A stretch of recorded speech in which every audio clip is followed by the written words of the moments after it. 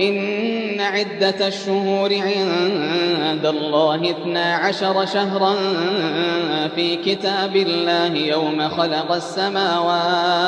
يوم خلق السماوات والأرض منها 4 حرم ذلك الدين القيم فلا تظلموا فيهن أنفسكم وقاتلوا المشركين كافة كما يقاتلونكم كافة واعلموا أن الله مع المتقين إنما النسيء زيادة في الكفر يضل به الذين كفروا يحلونه عاما ويحرمونه عاما ليواطئوا عدة ما حرم